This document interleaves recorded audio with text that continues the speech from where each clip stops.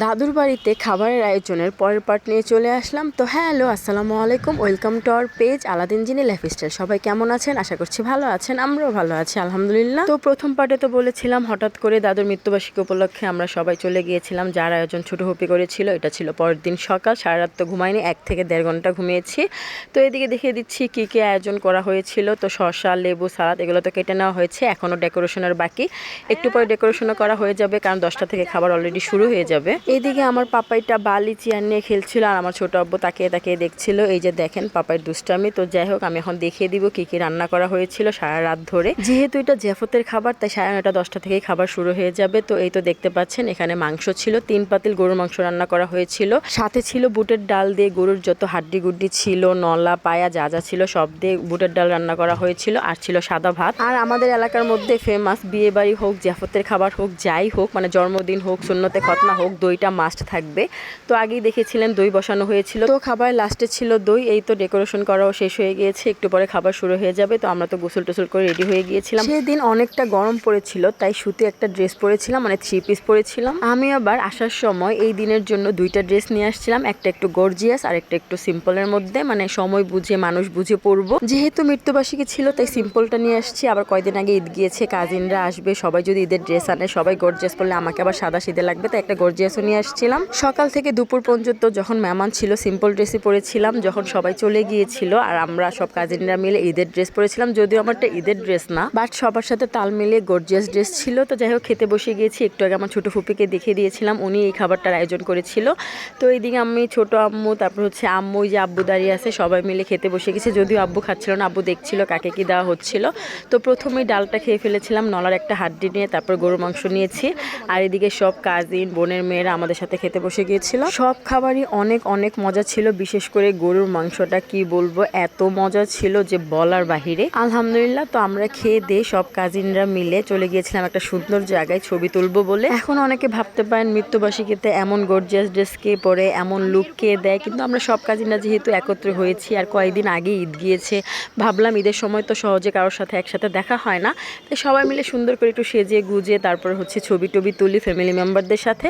আরও মজার ব্যাপার হচ্ছে, আমার কাজিন, মানে আমার চাচাতো বোন পূর্বা, সে বলতেছিল এর আগে আমার দাদার মৃত্যুবার্ষিকীর সময় তারা নাকি সবাই মিলে অনেক সুন্দর করে শাড়ি পরে সাজুগুজু করেছিল। তো আমার ফুফাতো ভাই দেখে নাকি বলতেছিল, তোরা এই অনুষ্ঠানে কি সাজুগুজু করছোস, কারণ ওইটাও ছিল দাদার মৃত্যুবার্ষিকীর অনুষ্ঠান। মানে কি বলবো, এটা প্রাউড করার কিছু না, কিন্তু আমরা সবাই একত্রে হলে একটু মজা করে এরকম করি আর কি, ছবি টবি তোলার জন্য। আর ওই মৃত্যুবার্ষিকীতে আমি ছিলাম না যখন শাড়ি পরেছে। তো আজকে যেহেতু ছিলাম, সবাই মিলে ওই ট্রেন্ডটা ফলো করলাম। মানে এই তো যেহেতু কয়েকদিন আগে গিয়েছে, সবাই মিলে ছবি টবি তুললাম, কাকি, আম্মু, ফুফাতো ভাই, বোনের ছেলে মেয়ের সাথে, পরে কাজিনদের সাথে সবাই মিলে ছবি টবি তুলে বিকেলবেলা একটু হেঁটে হুটে এসে দেখছি যে আমাদের জন্য তরমুজ কাটা হয়েছে।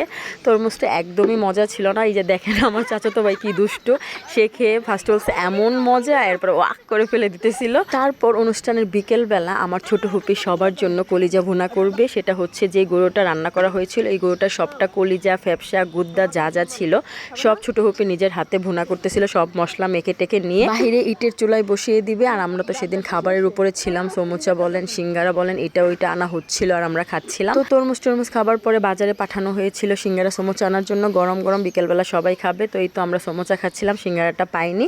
সমুচাটা আহামরি মজা ছিল না, বাট ছিল, কিন্তু সিঙ্গারা কিন্তু অনেক মজা ছিল। এর আগে আপনারা দেখেছেন যে আমরা সিঙ্গারা অনেকগুলো খেয়েছিলাম, ওইখান থেকে সিঙ্গারাটা আনানোর কথা ছিল। তো এখানে তো রান্নাটা বসিয়ে দিয়েছে, আমরা আবার রান্না বসানোর পর কষানো হয়ে গেলে খাওয়া দাওয়া শুরু করে দিই। গরুর মাংস হলে তো মাস্ট সবাই মিলে কষানোর পরপরই খাওয়া দাওয়া শুরু করি, রান্না পুরোপুরি হতেও পারে না। যেমন এই যে দেখেন কলিজা মানে কষানো হয়েছে, ভাজা ভাজা হয়েছে, আমরা খেতে বসে গিয়েছি। সমুচা দিয়েও কেউ কেউ খাওয়া শুরু করেছে, যেমন ছোট ফুপি। তো আমি আবার কলিজা খুঁজতেছিলাম, আমার কলিজা অনেক ভালো লাগে, ফ্যাপসা গুদ্দা এগুলো এত একটা পছন্দ না, না গুদ্দা পছন্দ, বাট ফ্যাপসা তো একটা পছন্দ না। তো এই তো ফাইনাল লুক কলিজার, আমরা একটু পরে ভাতও খেতে বসে যাব। আর কলিজাটা অনেক মজা হয়েছিল, একদম মাখো মাখো ভুনাটাই। বললাম না সারাক্ষণ খাবার উপর ছিলাম। পাশের এক দাদুর বাড়ি থেকে আচার পাঠানো হয়েছিল আমাদের সবার জন্য, বড়ির আচার। তো আমরা সবাই মিলে বড়ির আচার খাচ্ছিলাম। এই যে আব্বু বড়ির আচার খাচ্ছে, দেখতেই পাচ্ছেন। এদিকে আমার চাচাতো বোন চা এনে সবাইকে দিচ্ছিল, আমরা চাও খাচ্ছিলাম, একটু পরে ভাতও খাবো। মানে কি বলবো, একসাথে হলে খাবারের উপরে, আড্ডার উপরে, হাসি মজার উপরে থাকি আমরা। এই যে আমার পাপাইটা খাচ্ছে মাশাল্লাহ। তারপর রাতের খাবার নিয়ে আমরা সবাই মিলে বসে গেলাম। এখানে কলিজা ছিল, আর ওই যে বুটের ডালটা রান্না করেছিল গরুর হাড্ডি হুড্ডি দিয়ে, ওই ডালটা ছিল, ওই ডালটা দিয়ে খেতে ভালোই লাগছিল। আর সাথে তো লেবু ছিলই আলহামদুলিল্লাহ। খাওয়া দাওয়া শেষ করে অনেকক্ষণ সবার সাথে আড্ডা দিয়ে বাইরে এসে দেখি সব বাচ্চারা এত সুন্দর করে গোল করে চেয়ারগুলো সাজিয়েছে।